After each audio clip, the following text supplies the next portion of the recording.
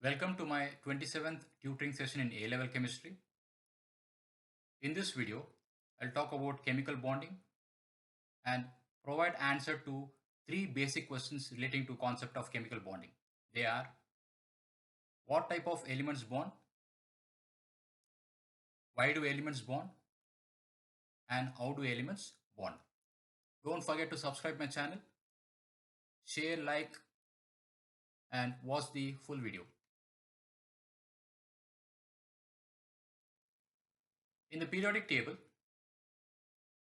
you will find a total of 118 elements, and these 118 elements are classified as metals, non-metals, and metalloids based on their properties. Among the 118 elements, some elements participate in chemical bonding, while some elements do not bond. In order to understand the concept of chemical bonding, one need to know the answers to these three basic questions relating to concept of chemical bonding. What are they? Let's see. Question number one: what type of elements bond or participate in chemical bonding? The answer is elements with unstable electronic configuration participate in chemical bonding. For example, hydrogen atom and fluorine atom. So both hydrogen and fluorine atom have unstable electronic configuration. Hydrogen has only one electron in its outermost shell, it is the first shell, and it needs just one electron to complete the valence shell, that is the outermost shell. Well, in case of fluorine atom,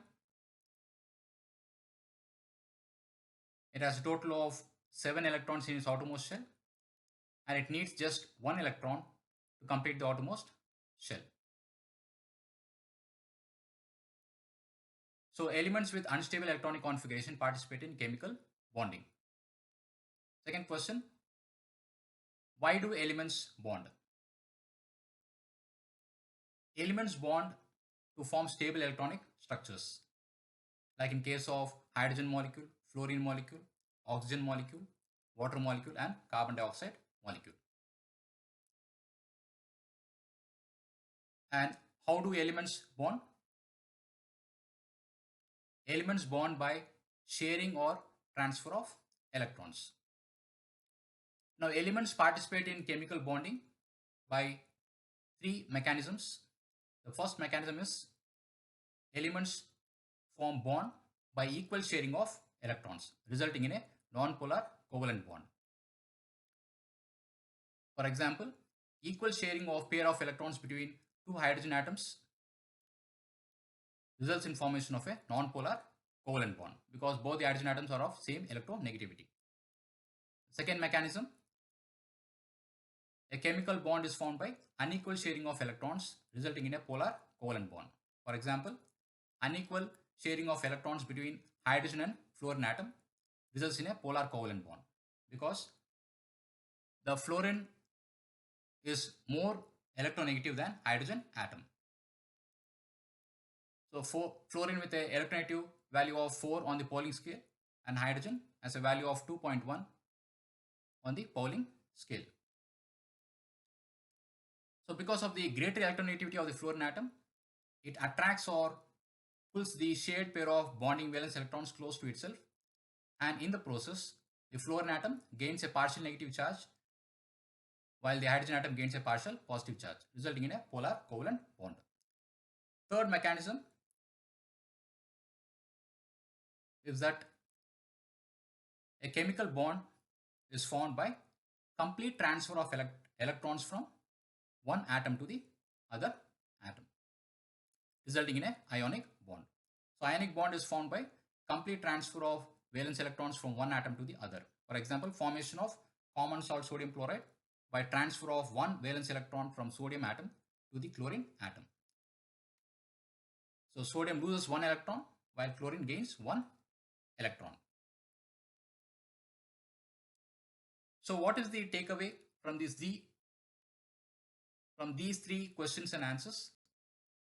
The takeaway is that elements with stable electronic configurations or structures do not participate in chemical bonding. only elements with unstable electronic configuration participate in chemical bonding.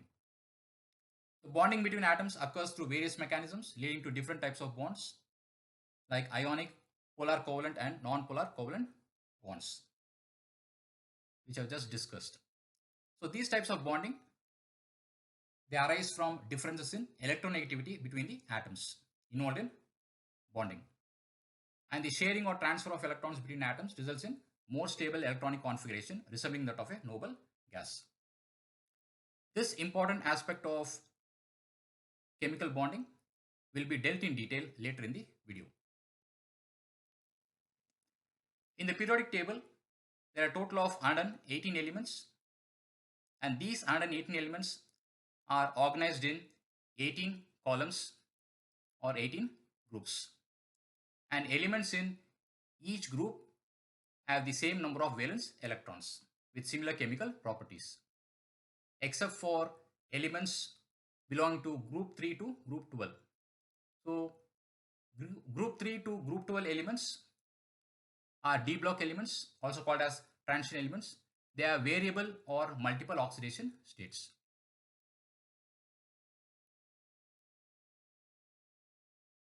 Now group 1 to group 17 elements bond with each other to achieve stable filled outer shells and attain a stable noble gas electronic configuration by either transferring or sharing electrons between the atoms involved in bond formation. Now what about the group 18 elements? Now group 18 elements have a total of 8 valence electrons in their outermost shell, and they are chemically inert or chemically unreactive. Now the chemical inertness of group 18 elements raised curiosity among scientists, and the concept of chemical bonding was discovered a century back by chemist Jean Lewis. So the concept of chemical bonding, it was discovered a century back by chemist called G.N. Lewis. He argued that the group 18 elements have a stable electronic configuration. That is to say, group 18 elements are characterized by stable electronic configuration with their outermost shell completely filled with electrons. And he also argued that the group 18 elements, they do not gain electrons, nor do they lose electrons, nor do they share electrons, because they do not gain electrons because the outermost shell is complete, it is full of electrons, it is completely filled with electrons. So there is no question of the element gaining the electron.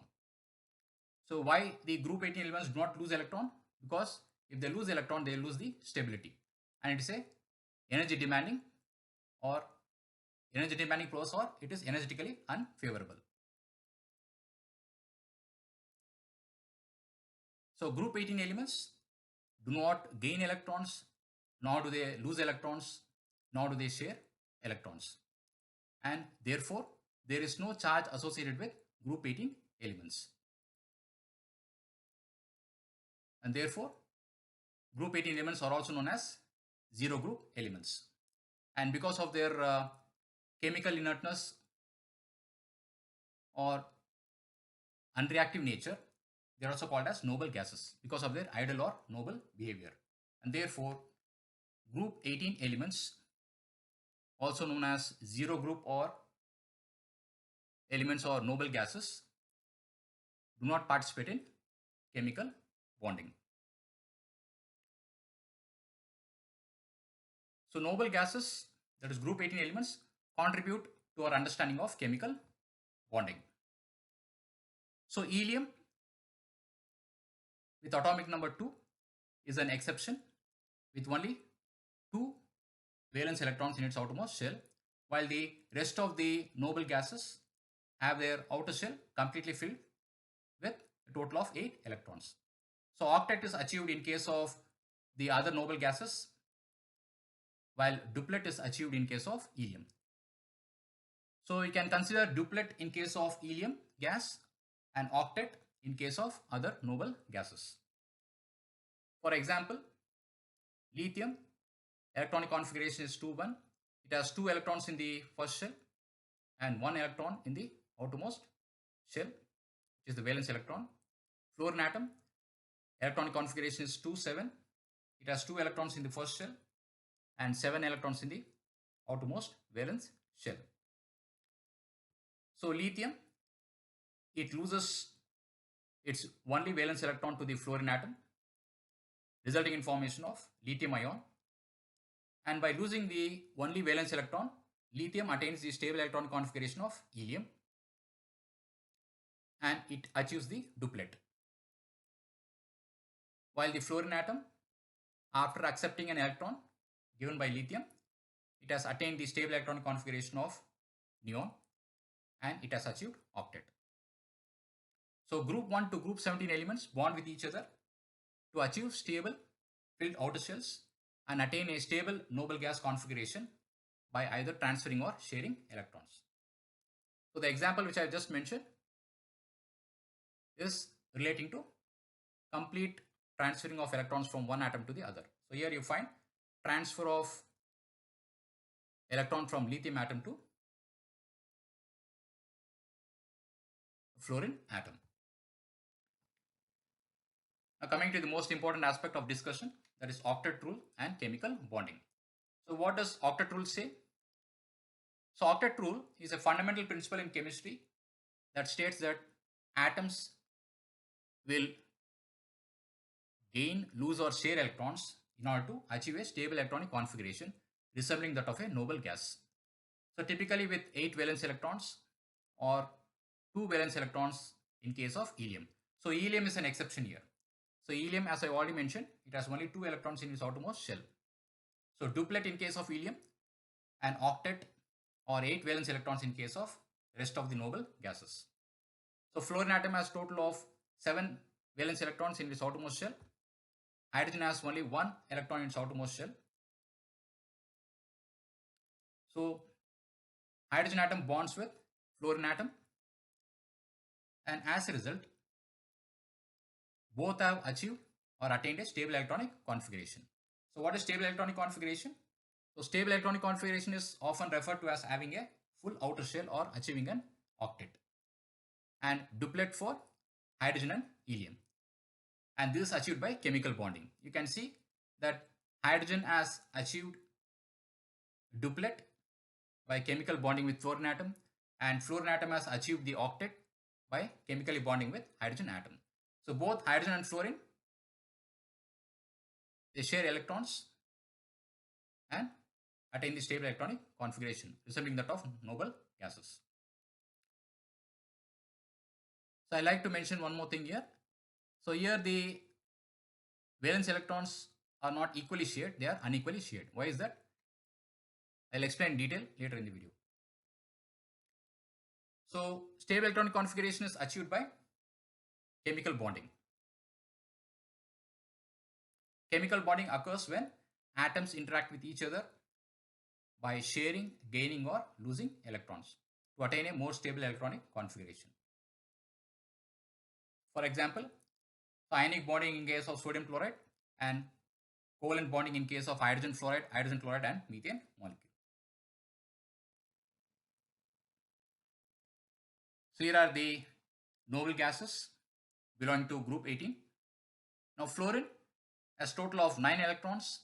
It has to gain 1 electron in order to attain the stable electronic configuration of neon.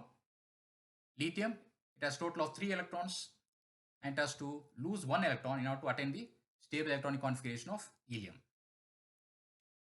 So fluorine, it has a total of 7 valence electrons in its outermost shell, while hydrogen has only 1 valence electron in its outermost shell, that is in the first shell, and both bond together by sharing the electrons. So here the electrons are not equally shared, they are unequally shared. So before bonding, hydrogen has 1 electron in its outermost shell, and after bonding, it has attained the stable electron configuration of helium. Fluorine, before bonding, its electronic configuration was 2 7, and after participating in chemical bonding, it has attained the stable electron configuration of neon, that is 2, 8. So both hydrogen and fluorine atom, after bonding, participating in chemical bonding, both have attained the stable electronic configuration of the respective noble gases. So after the bonding is complete, so the outermost electron shell is complete for both the atoms. Fluorine has achieved octet after bonding, and hydrogen atom has achieved duplet after bonding. So fluorine and hydrogen share electrons to achieve a stable electronic configuration resembling that of a noble gas nearest to them in the periodic table. So neon is the noble gas nearest to fluorine, and helium is the noble gas nearest to hydrogen atom in the periodic table. Now lithium, it has 2 electrons in its innermost shell and 1 electron in the outermost shell. Fluorine has total of 7 valence electrons in the outermost shell. So lithium loses an electron while fluorine gains the electron given by the lithium atom. So lithium, after losing the electron, forms a lithium ion, and fluorine atom, after gaining an electron, forms the fluoride ion. So before the electron is transferred, the electronic configuration of lithium was 2, 1, and after the transfer of its valence electron, it has attained the stable electronic configuration of helium. Electron configuration of fluorine before bonding is 2, 7, and after accepting the electron given by lithium, it has attained the stable electron configuration of neon, that is 2, 8.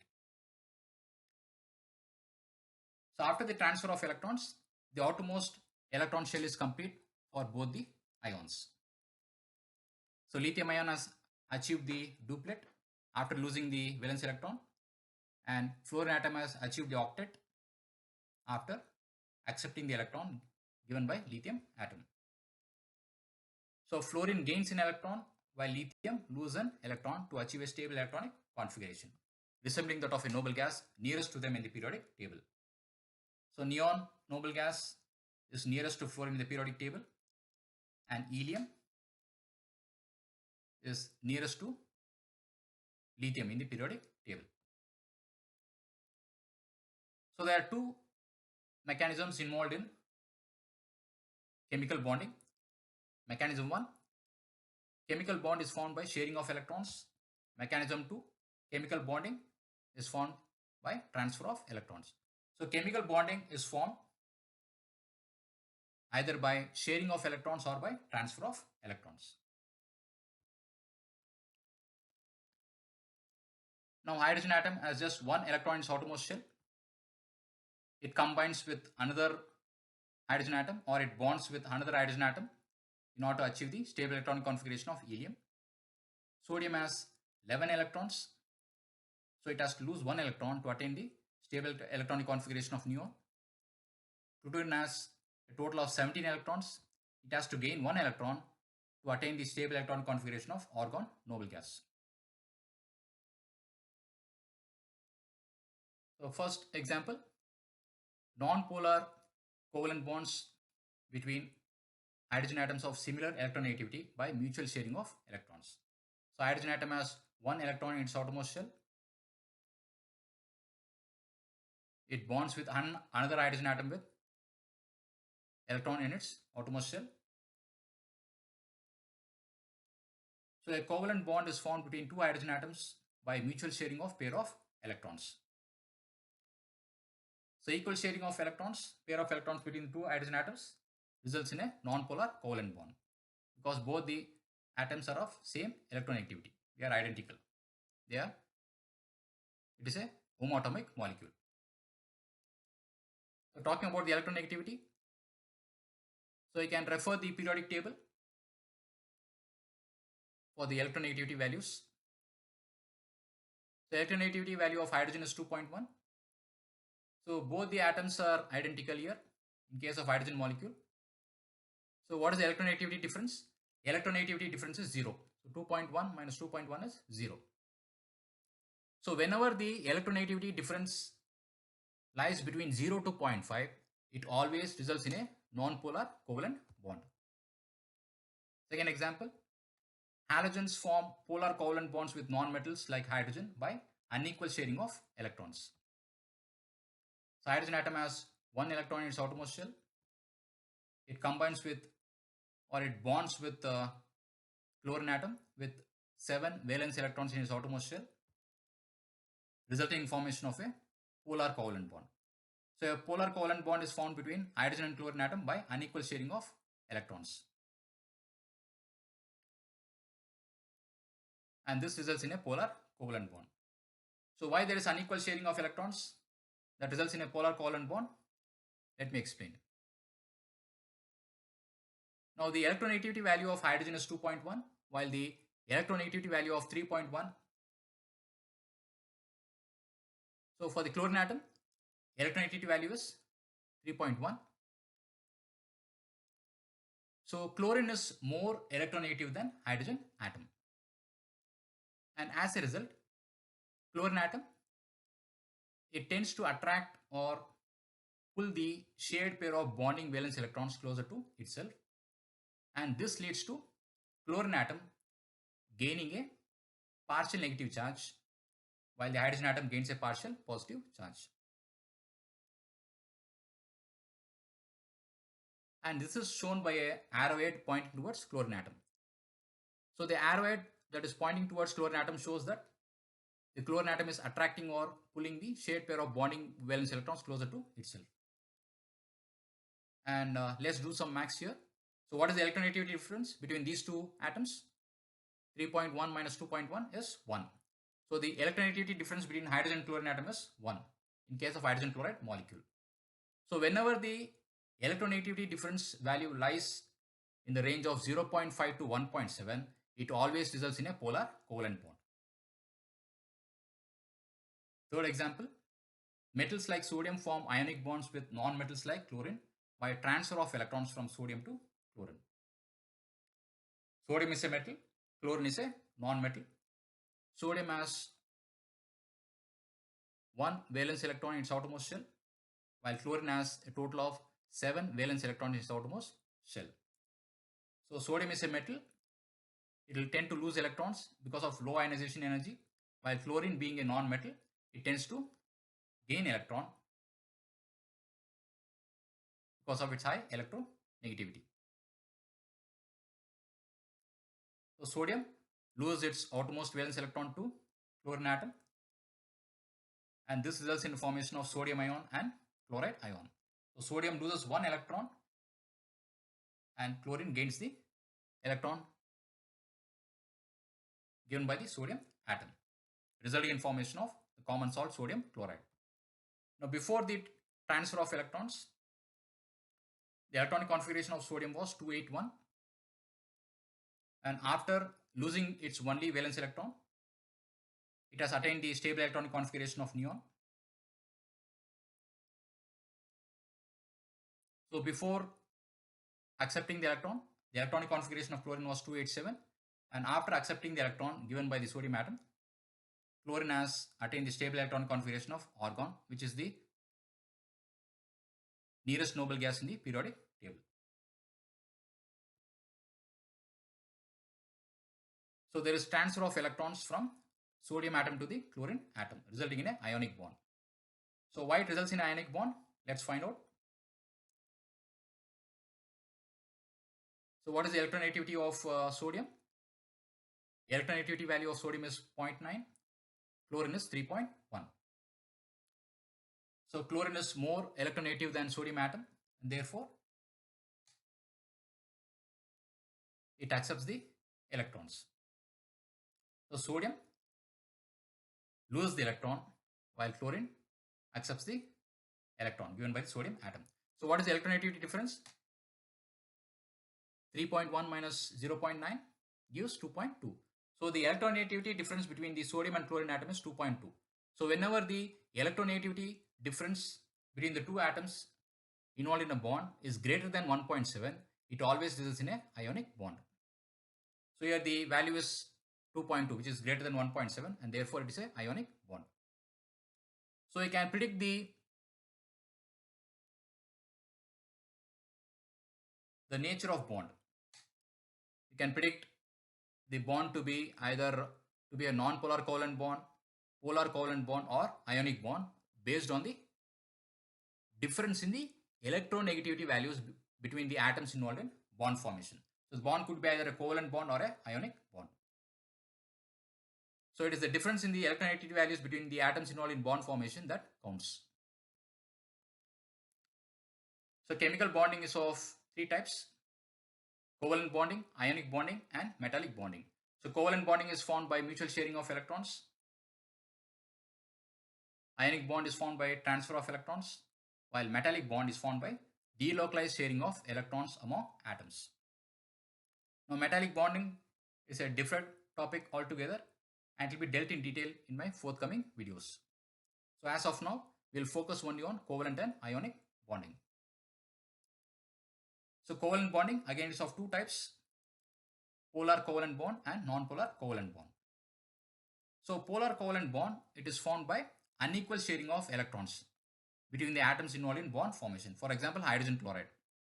So chlorine is more electronegative than hydrogen atom and therefore it tends to pull the shared pair of bonding valence electrons closer to itself, resulting in a polar covalent bond. And in case of polar covalent bond, the electronegativity difference will be in the range of 0.5 to 1.7. So whenever the electronegativity value difference is in the range of 0.5 to 1.7, take it for granted it will be a polar covalent bond. So what about non-polar covalent bond? So in case of non-polar covalent bond, it is formed by equal sharing of electrons. Like for example, in case of hydrogen molecule, a non-polar covalent bond is formed by mutual sharing of electrons. So electron pair is equally shared between the atoms involved in bond formation. Here in this case, the electron pair is equally shared between the two hydrogen atoms. So whenever the electronegativity difference between the two atoms involved in bond formation is less than 0.5, take it for granted it will always be a non-polar covalent bond. So what about ionic bond? So ionic bond, as you know, is formed by transfer of electrons from one atom to the other. And whenever the electronegativity value or the difference is greater than 1.7, it will always be an ionic bond. So you should be familiar with the electronegativity values in order to predict the polarity of a chemical bond, or in order to predict the type of a bond, type of a chemical bond. Now time for some practice questions. Predict the type of bond for the following molecules. First one, predict the type of bond for the hydrogen chloride molecule. So how will you approach this? So first find out the electronegativity value of the atoms involved in that particular molecule. So electronegativity value of hydrogen is 2.1, chlorine is 3.2. And what is the electronegativity difference? Electronegativity difference is 3.2 minus 2.1 is 1.1. And where does this value? Now this value of 1.1 is somewhere between 0.5 to 1.7. So as I told you, so whenever you find the electronegativity value difference is somewhere in the range of 0.5 to 1.7, it will be a polar covalent bond. So it is a polar covalent bond in case of hydrogen chloride molecule. So what about methane molecule? So in case of when you see the structural formula of methane molecule, you will find that carbon is covalently bonded to 4 hydrogen atoms. And find out the electronegativity value of carbon. Electronegativity value of carbon is 2.5, hydrogen is 2.1. And find out the difference. 2.5 minus 2.1 is 0.4. And this value 0.4, it lies between, it is less than 0.5. So whenever the electronegativity difference, whenever the electronegativity difference is less than 0.5, take it for granted it will be a non-polar covalent bond for that particular molecule. So methane is a molecule with non-polar covalent bond. And what about lithium fluoride? Electronegativity value of lithium is 1, fluorine is 4. And find the difference. 4 minus 1 is 3. So there is a large electronegativity difference between these two atoms. So 3 is greater than 1.7. So whenever the electronegativity difference is greater than 1.7, it will be a ionic bond. So it is ionic bond in case of lithium fluoride molecule. Thank you so much for watching my video. I hope you enjoyed it, and I'll meet you in my next interesting tutoring session.